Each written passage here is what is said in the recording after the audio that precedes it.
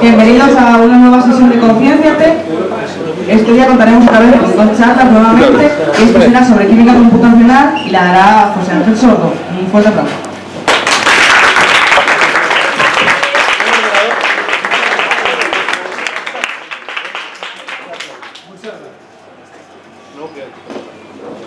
Bueno, lo primero que quiero hacer, voy a procurar hablar alto y así prescindo de...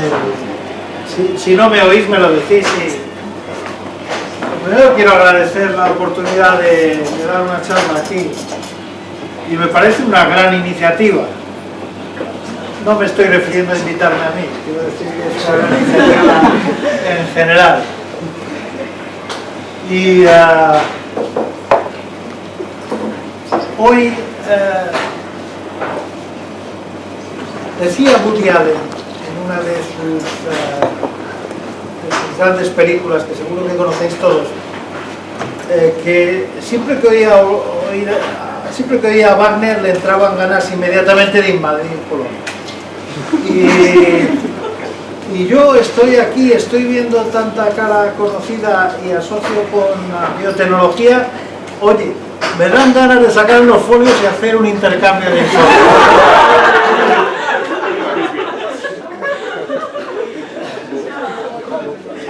Bueno, vamos a aprovechar el tiempo, porque si no, media horita echaré, me disculpáis en los 5 minutos que me paso, pero para decir algo medianamente interesante necesito ese tiempo. Como veis, he titulado la charla un par de comentarios sobre algunas de las herramientas de la química teórica y computacional. Quiero comenzar la charla haciendo mención a la opinión de dos ilustrísimos egresados de la École Polytechnique, uno de los centros más sofisticados, como sabéis, franceses. El primero, un pronóstico, una predicción del filósofo Auguste Comte en 1830, diciendo que todo intento de emplear métodos matemáticos en el estudio de los problemas químicos debe ser considerado profundamente irracional. Unos años antes, el gran químico al que conocemos todos, ¿verdad?, Guy Lussac, este era químico, hizo un pronóstico totalmente contrario. Dijo, quizás no estemos muy lejos del día, en 1808, en el que seremos capaces de someter todo el conjunto de fenómenos químicos al cálculo. Está claro, y voy a emplear estos minutos de esta charla en convenceros de que evidentemente el segundo, el científico, el químico, era el que tenía razón, y la predicción errada es la del filósofo. Bueno, no hay ninguna cosa subliminal en esto, ¿verdad? ¿O sí? No sé si hay algún filósofo entre la audiencia. Bueno, dejadme que me retrotraiga un poquito a lo que a mí me gusta denominar la alquimia teórico-computacional, ¿verdad? Que es aquella disciplina que combina los modelos moleculares, esos modelos que utilizamos los químicos, que utiliza Ramón cuando va a clase, con sus estructuras, para que veamos las moléculas en 3D, para que disfrutemos de los enlaces, de los ciclos y todas estas cosas, para que lo podamos visualizar, ¿verdad? Pues la alquimia teórico-computacional utilizaba esos modelos cualitativos, es muy importante esto, cualitativos, junto con modelos predictivos cuantitativos, como son los rayos X, como herramientas ambos fundamentales para analizar problemas de interés químico-estructural. He elegido un ejemplo que os es totalmente familiar y no necesito entrar ni mucho ni menos en el detalle. Todos conocéis las personas involucradas, sus nombres están aquí, dos laboratorios punteros ingleses en brutal competencia, etc. Me estoy refiriendo a uno de los grandes hallazgos científicos del siglo XX, mediados de los años 50, como fue el descubrimiento de la estructura del ADN, ¿verdad? Bueno, aprovechando que estamos aquí, me gusta, yo estaba pensando, digo, hombre, qué cosa más interesante. Según menciona Watson en este libro que recomiendo, porque es de lectura obligada para todos vosotros, es fantástico, ¿verdad? Es mejor que la revista Hola, cuenta no solo las cuestiones científicas, sino otras también. Pues Watson en su Double Helix cuenta cómo Crick entró pues un día en el The Eagle, que era un pub donde ellos solían cenar casi todas las noches, creo que menos los fines de semana, según cuenta Watson en su libro biográfico, y entró hablando en pequeño, pero para que le diera a la mayor cantidad de gente posible que habían descubierto el secreto de la vida, ¿verdad? Quiero traerlo a colación porque veis que se publicó el gran hallazgo. Antes de publicarse en Nature, se hizo público en un pub, en The Eagle, ¿verdad? Yo no sé el índice de impacto que tendrá The Eagle. Nature, que es donde se acabó publicando el artículo, tiene casi 40, tiene más. Pero algo debía tener The Eagle, ¿verdad? O sea que veis que es algo similar a lo que estamos haciendo aquí. Me refiero a la reunión solamente, ¿verdad?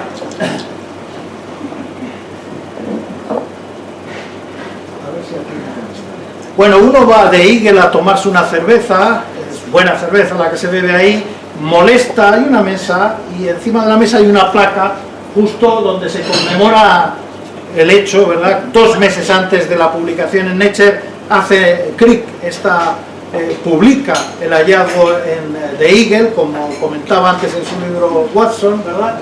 Y todo el mundo se arrima, saca la foto a la placa, oye, perdone, en fin, molestando, etcétera. Pues como todo el mundo, claro, pues todos hemos hecho lo mismo. En vuestro próximo viaje al Reino Unido, no os olvidéis pasar por Cambridge e ir a este santuario, ¿verdad?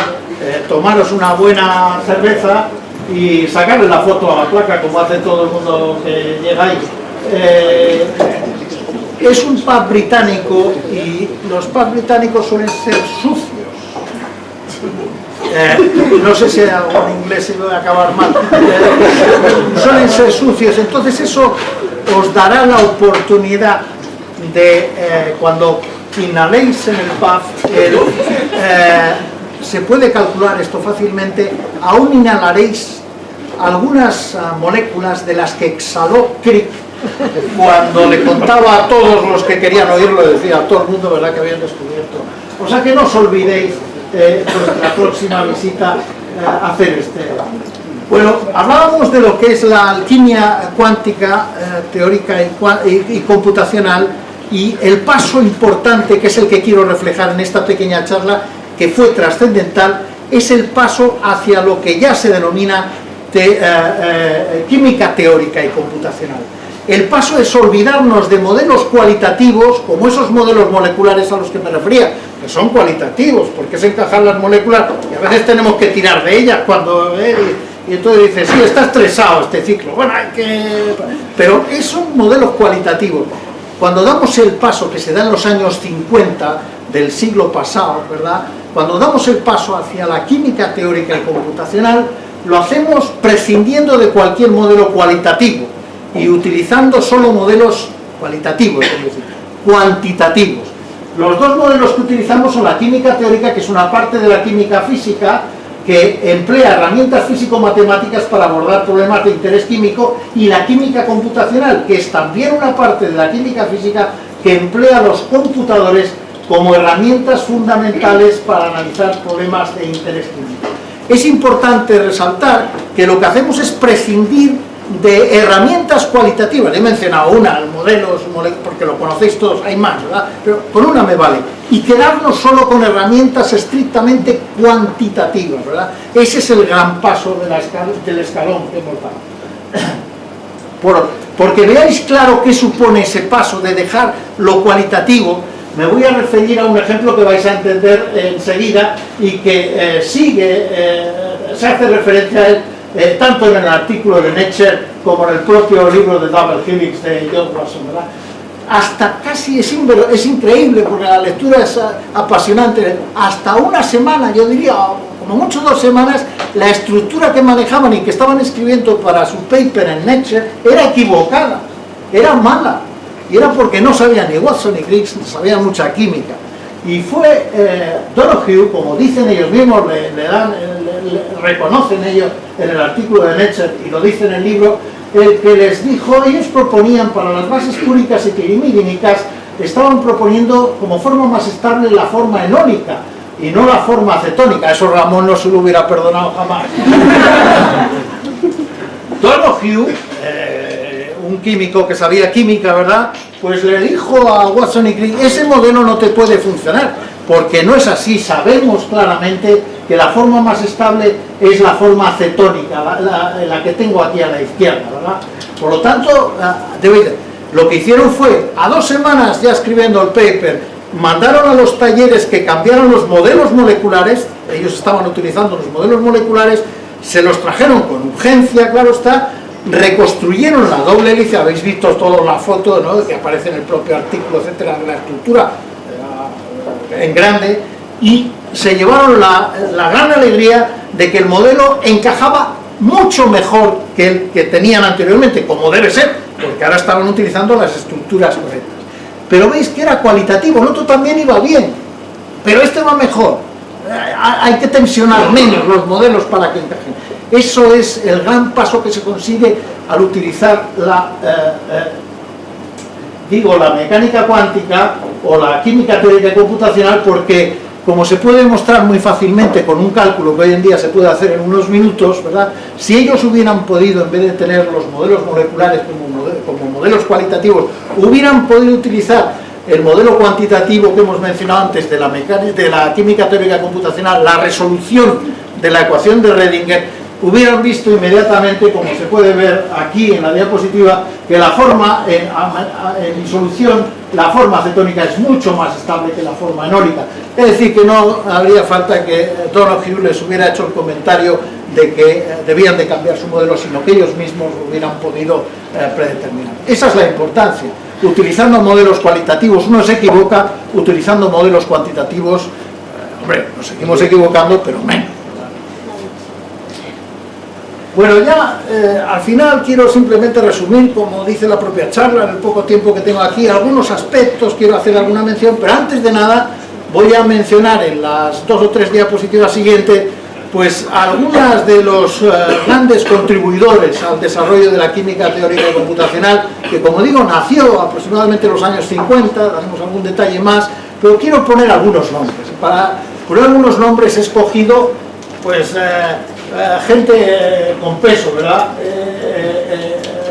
He escogido gente a que la contribución que han hecho ha dado lugar a un premio Nobel de química, ¿verdad? Eso quiere decir que son todos los que están, pero no están todos los que son, quiere decir que hay muchas más cosas. Simplemente son nombres que os van a sonar enseguida, y por lo tanto empezamos con el gran Pauling, ¿verdad? Le dan el premio Nobel en 1954 por sus contribuciones. Dice, ¿qué es un enlace químico? Es el primero que nos enseñó a saber lo que es un enlace químico. Su gran libro, ¿verdad?, sobre el enlace químico, es de lectura obligada aún hoy en día, ¿verdad?, para formativo, impresionante. Desarrolla la teoría del enlace de valencia, si os acordáis un poquito. En 1966 el profesor Markel, de la Escuela de Chicago, se le concede el premio Nobel por sus contribuciones, en particular por hacer más general el método de la teoría del enlace de valencia. Construye un nuevo modelo, la teoría de orbitales moleculares, que es la que nos ha llegado hoy en día fundamentalmente. O sea que en 1981 los profesores Fukui y Hoffman reciben el premio Nobel de Química por sus contribuciones al estudio de la simetría, cómo interviene la simetría de los orbitales moleculares a la hora de predecir los mecanismos, la importancia de la simetría a la hora de predecir los mecanismos de la reacción. Bueno, como aquí a lo mejor no todos estáis familiarizados, no sois de la profesión, el premio Nobel es el que está a la izquierda, ¿verdad? No sé si se habéis dado cuenta. Además, antes he dicho que son todos los que están, y ahora me doy cuenta que efectivamente son todos los que están. No, lo digo porque si hubiera puesto esta otra foto que tengo, aquí no hubiera hecho falta que hubiera hecho la... ¿Quién es el premio Nobel? Aquí todos lo sabéis. Bueno, en 1998 se concede el premio Nobel a Kohn y Poppel por sus importantísimas contribuciones al campo de la química teórica y computacional, por hacer que la ecuación de Redinger se pueda resolver en menos tiempo y más fácilmente. Desarrollan básicamente algoritmos matemáticos que facilitan la resolución de la ecuación de Redinger. Y ya, creo que viene, en 2013, es decir, antes de ayer, se le concede, como ya casi recordáis, ¿verdad? Vosotros, a Carl Plus Levy Worcel el premio Nobel de Química por su contribución en otra de las herramientas que vamos a comentar muy brevemente, en las simulaciones moleculares, y en particular por su utilización de esta herramienta en el estudio de sistemas de interés biológico, algo que a vosotros os interesa especialmente, ¿verdad? Bien, pues vamos a acabar la charla, simplemente hacemos media docena de comentarios sobre estas tres herramientas que vengo nombrando y que forman parte de la química teórica computacional. Hemos mencionado los computadores, hemos mencionado la mecánica cuántica y acabamos de mencionar simulaciones moleculares. Vamos a decir dos o tres cosas nada más para no emplear demasiado tiempo, ¿verdad? En lo que se refiere a los computadores, fijaros que los primeros computadores electrónicos se desarrollan en tiempo de guerra, los años 40, y con fines bélicos, como siempre ocurre, ¿verdad? El pico de desarrollo, cuando tenemos guerra, nos ponemos a pensar y enseguida hay picos de invenciones importantes. Y lo que hizo la química teórica computacional y otras disciplinas fue, enseguida que se acabó la guerra, adoptar como herramienta para su desarrollo científico, de lo que antes esto era inaccesible al científico, ahora lo usaban solamente para fines militares. Y por mencionar algunos puntos que conocéis todos muy bien, pues por ejemplo, en Bletchley Park, en el Reino Unido, el equipo, bueno, liderado, siendo uno de los líderes, el gran Alan Turing, ¿verdad?, construyen y utilizan el primer computador electrónico, Colossus, y con él rompen, descifran, como muy bien sabéis, ha hecho películas, etcétera, el código alemán, el enigma, aquí en Europa.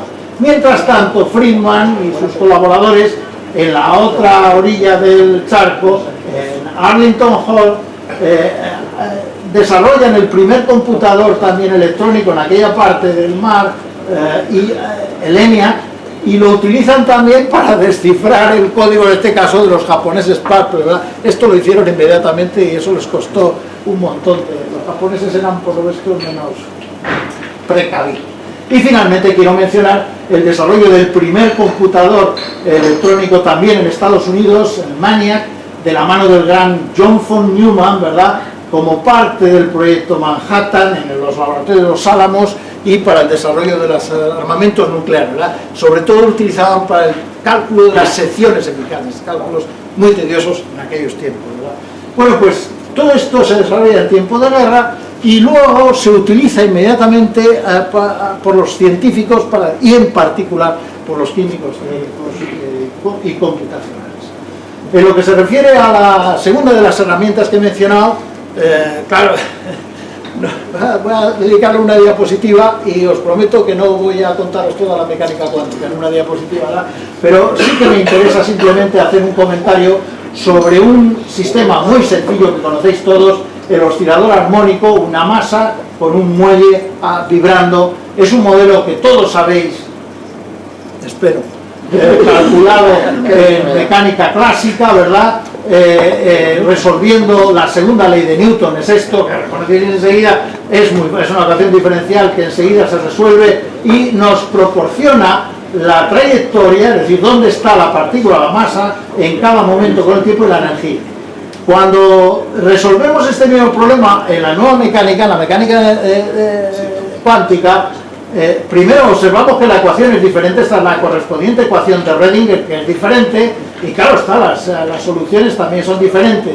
En este caso, obtenemos también la energía y obtenemos, en vez de una trayectoria, una función de onda que nos da ya solo probabilidades de encontrar al electrón en la partícula que estemos considerando, la masa que estemos considerando que se mueve con un muelle en un punto determinado del espacio.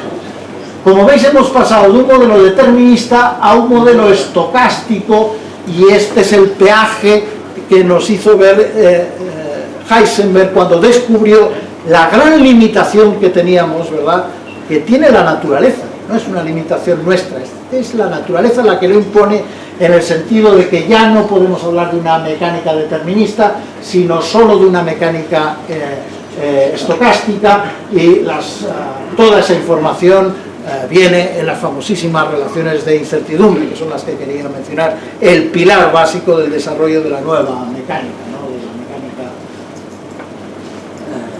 cuántica. Y la tercera de las herramientas sobre la que quiero hacer un comentario muy breve y que mencionaba anteriormente son las simulaciones moleculares. Las hay de dos tipos, las hay del tipo estático, que se llaman Monte Carlo, simulaciones tipo Monte Carlo, y son estáticas porque a partir de estas simulaciones obtenemos el valor de propiedades estáticas del sistema que estemos considerando, ¿verdad? Por ejemplo, la presión o por ejemplo la densidad. ¿Cómo se hace una simulación? Bueno, no vamos a entrar aquí, pero lo que sí que quiero decir es que ese cálculo de propiedades estáticas se realiza desarrollando un protocolo que se conoce en matemáticas como una cadena de Markov. Es un protocolo en el que, muy sencillo por otra parte, pero para el que necesitaríamos un par de sesiones a hablar, muy sencillo y más asequible, pero en este momento menciono el nombre técnico, pero básicamente lo que hacemos es, imaginaros que este vaso de agua que tengo aquí, ¿verdad? Nosotros queremos calcular, lo que tiene dentro son moléculas de agua, como vamos a ver luego en una simulación, ¿verdad? Entonces una configuración escogemos, claro, aquí el número de Avogadro de partículas, el número de Avogadro es muy grande. Bueno, seleccionamos unas cuantas, unos centenares, digamos un par de centenares de moléculas de agua para hacer nuestra simulación, ¿verdad? Y lo que hacemos es escoger una molécula al azar. Estoy hablando un poco del protocolo de Markov.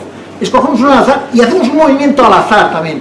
Y se genera una nueva configuración. La escogemos para hacer el promedio o no, dependiendo de una serie de criterios energéticos que forman parte del protocolo, en los que no voy a entrar aquí. Eso se hace millones de veces, se generan millones de configuraciones y se puede demostrar matemáticamente, de una manera muy sencilla, que si se han escogido estos millones de configuraciones con el protocolo de la cadena de Markov, se asegura que el cálculo del valor promedio teórico de la magnitud o del parámetro que queremos calcular, la presión, la densidad, debe de coincidir con el que se mida experimentalmente en el laboratorio. Esa es la gran propiedad que tienen las simulaciones, ¿verdad? De tipo Monte Carlo. El segundo tipo de simulaciones son las simulaciones de la dinámica molecular, que como su propio nombre indica, nos permiten el cálculo de ya no solo de propiedades estáticas, sino también de propiedades dinámicas. Por ejemplo, la viscosidad, por ejemplo, la conductividad.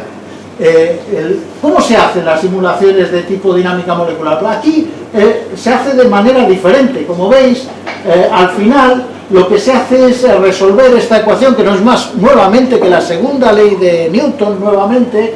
Estos son las interacciones entre las partículas del sistema que estemos considerando, y esto por lo tanto es un conjunto de ecuaciones diferenciales acopladas, y como veis hay tantos cuerpos que haya, tantas componentes del vector R habla dentro de V y tantas ecuaciones diferenciales. En el caso astronómico, por eso pongo a lo Laplace, pues sería la Tierra alrededor del Sol perturbada, claro está, por el resto del planeta, el resto de Luna. Cada uno de ellos interacciona con la Tierra con la Luna, el Sol, esas son los potenciales correspondientes. Se resuelve el conjunto de, es lo que hizo Laplace, el conjunto de ecuaciones acopladas, y lo que se obtiene es, voilà, la trayectoria de todos, en particular, por ejemplo, de la Tierra alrededor del Sol, como solución de esto. Pues en las simulaciones de dinámica molecular hacemos lo mismo. Lo que pasa es que en vez de utilizar los planetas, estamos interesados, hemos dicho, en este vaso de agua. Este vaso de agua hay átomos de oxígeno y de hidrógeno, cómo se mueven, ¿verdad? Pues esos son nuestros planetas, y esas son las ecuaciones. Como veis, el número de ecuaciones crece sustancialmente y el sistema se complica mucho más que el astronómico, pero se resuelve de la misma manera. Como digo, a partir de estas simulaciones se obtienen también valores promedios, pero ya no solo de magnitudes estáticas, sino también dinámicas, que ya son directamente comparables con las obtenidas experimentales. Bueno, en este momento quiero rendir un homenaje a mi maestro, al profesor Enrico Clementi, fundador de la Escuela de Chicago, junto con Robert Mulliken, el premio Nobel de Química, ¿verdad?, que es uno de los padres, junto con Mulliken, y no es premio Nobel, pues por una serie de circunstancias en las que no voy a entrar aquí ahora, probablemente,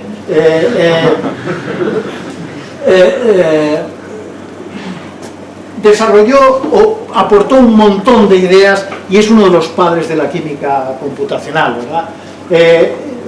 Simplemente aquí voy a mencionar, hay muchas contribuciones que ha hecho Enrico Clementi a la ciencia y a la química teórica computacional. Aquí simplemente voy a traer a colación una de ellas, de la que modestamente participé, hace ya tantos años, ya no me acuerdo, que son el desarrollo de potenciales de pares ab initio. Que la idea es muy importante, fue muy importante, ahora es menos importante, pero en su momento, los años 80, pues fue bastante importante. La idea de Enrico, el profesor Enrico Clementi, era muy sencilla. Decía, mira, para hacer una simulación de dinámica molecular, lo que tenemos que hacer es, como decíamos antes, escoger 200 moléculas y de esas moléculas resolver las ecuaciones a lo Laplace que ponía anteriormente. Para ello tenemos que conocer el potencial, la energía potencial, pero para el cálculo de la energía potencial tenemos que resolver la ecuación de Rödinger. Ecuación de Rödinger con 200, imposible, ya actualmente se puede hacer, pero cuesta mucho, pero luego en los años 80 del siglo pasado era impensable.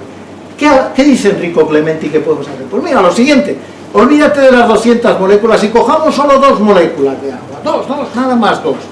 Pongámoslas en posiciones relativas diferentes una con respecto a otra, de tal manera que tomemos en cuenta aquellos puntos de especial relevancia química, por ejemplo, donde forman el enlace por puente de hidrógeno, donde hay mucha repulsión, donde se forma, las que tienen relevancia química.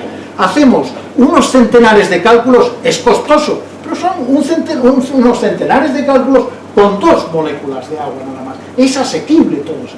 Y después esas energías las ajustamos a una forma de potencial tremendamente sencilla, como esta de aquí, que se calcula en un pispás y que lo malo que tiene es un montón de parámetros empíricos. De eso hablaremos luego. Pero una vez que tenemos este ajuste, la manera de proceder en la simulación molecular es la siguiente. En vez de resolver la ecuación de Rödinger para los 200 moléculas pura y duramente, lo que hacemos es decir, no, voy a calcular la energía de interacción haciendo un sumatorio sobre este término de aquí que se calcula inmediatamente. Entonces, claro, el delta de V y J que aparece en las simulaciones moleculares, en vez de llevar un tiempo tremendo de cálculo, pues se simplifica enormemente. Los cálculos se hacen mucho más rápido y se pueden hacer simulaciones moleculares, sobre todo en sistemas grandes de interés biológico. Claro, contado así es muy bonito. Bueno, la publicación fue muy interesante, no esta solo, sino todas las que salieron de su laboratorio, del laboratorio del profesor Enrico Clementi. Esta fue la el primer potencial de pares para la interacción entre aminoácidos alifáticos. El primero que se tuvo cierto éxito, pero tiene una crítica. Ahora sí, éxito, claro, ¿verdad? Tiene una crítica muy grande. Y la crítica es, lo decía antes, mucho parámetro empírico había que hacer. Aquí los ajustes eran tremendos.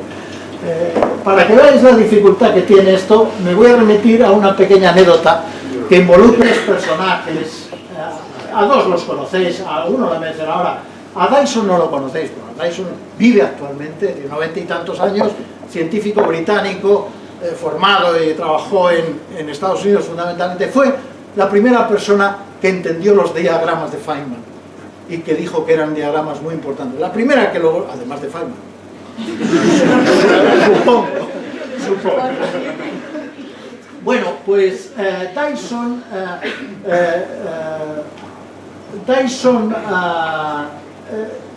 cuenta una anécdota en un artículo precioso de Nature, tengo la referencia, es muy bonito leerlo. Dice que estando trabajando con Fermi en modelos nucleares donde trabajaba Fermi, ¿verdad? Cuando él era muy joven, pues estaban trabajando en un modelo físico y el hombre se excitó muchísimo porque cogieron datos experimentales y vio que tenía un ajuste fantástico, teoría, experimento, en fin, esas cosas que te entran cuando haces una cosa y ves que la cosa va bien, te lo imaginas al tío y dice, va, fue corriendo a ver a su jefe, a Enrico Fermi, y dice, mira Enrico, tenemos aquí algo fantástico, estoy escribiendo un paper porque mira, tengo aquí un ajuste, una correlación fantástica, este es el modelo que vale, etc. Cuenta Dyson que Fermi muy frío le miró, le cogió los papeles, dio un par de vueltas por la oficina con los papeles delante y dijo, mira, Freeman, no vamos a publicar nada porque me da la impresión de que todo esto que me traes no vale para nada, no tiene mucho sentido y por lo tanto, dice Dyson que se quedó totalmente frío, pero si es un ajuste fantástico la teoría de experiencia. Y entonces le dijo, ya lo sé, que es un tema, pero mira, te voy a contar una anécdota, dijo Fermi, que me pasó a mí también con von Neumann, cuando yo era joven como tú y fui a ver a bueno, no, son casi coetáneos.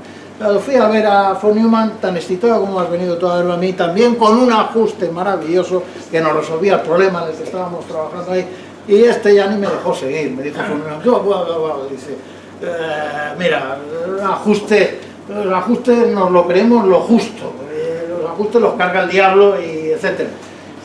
Dice que él se quedó, dice, mira, si me das 4 parámetros, le dijo von Neumann es uno de los mayores genios, un gran matemático, si me das 4 parámetros, fíjate bien, yo soy capaz de ajustarte un elefante. Con eso le quería decir que cualquier cosa, quiero decir que con solo 4 parámetros ya te ajusto lo que quieras, un elefante, le dijo, ¿verdad? Claro, él ya puso, torció, ¿verdad? Y el otro, para rematarle, le dijo, el von Neumann le dijo, bueno, Hermann, fíjate, si me das un 5.º parámetro adicional, el elefante mueve la trompa. Joder, puede ser. Bueno, ha habido duda en la literatura de si fue exagerado el amigo von Neumann, pero hubo gente que se ha preocupado y ha visto que de exagerar nada. Efectivamente, con un desarrollo en serie de Fourier, se puede, con 4 parámetros, hay un poquito de truco, son 8, porque es que el campo complejo, ¿no? 4 por 2, 8, la parte real, parte imagen. Bueno, son 4 parámetros, con 4 parámetros se dibuja algo como lo que estáis viendo aquí a la derecha, que hombre, hay que reconocer que tiene forma de elefante, nuestro cerebro lo asocia a un elefante, o sea que von Neumann no mentía, ¿verdad?, cuando le dijo eso. Ya, pero a uno le queda la cosa de decir, bueno, dale, con 4 elefantes. Jo, pero lo de la trompa no puede ser, ¿verdad? Esto ya no. Pues, sí. Esto es un poco erótico a estas horas, pero no hay niños aquí. Es, efectivamente, como se puede demostrar, porque esto es realidad, no es ficción, bueno, el que mueva la trompa, se puede demostrar que con un 5.º parámetro se puede hacer que el elefante mueva, superponiendo fotogramas, que el elefante mueva. O sea que von Neumann no mentía, no lo decía, con 5 parámetros. La lección que sacamos, sobre todo vosotros, veo muy chicos, jóvenes que vais a empezar, ojo con los ajustes, uno ajusta lo que sea a lo que sea, y cuando nos sale un ajuste, correlación 1, correlación, no necesariamente tiene significación. Acordaros de esta anécdota. Bueno, y ya no abuso más de vuestra atención, vamos a acabar con 2 animaciones. Una, el resultado, hemos hablado de las simulaciones, ¿verdad? Pues este es una simulación, y es una simulación del vaso de agua que tengo aquí. Este vaso de agua es eso que aparece ahí. Os presento una simulación de 1,7 picosegundos. Bueno, van a ser los 1,7 picosegundos de vuestra vida, los más lentos de vuestra vida. Picosegundo es una billonésima de segundo europea, de la Liga Europea. Es una simulación de esas 200, 300 moléculas que escogemos para hacer la simulación, a 300 Kelvin y a la presión de la atmósfera. Es decir, ese vaso de agua que tenemos ahí es lo que está ocurriendo dentro de él, ¿verdad? Bueno, enseguida reconocéis, aunque no seáis químicos, yo creo que sí que reconocéis las moléculas de agua. Ramón hace mucho para que lo hagáis, habláis mucho del agua con Ramón.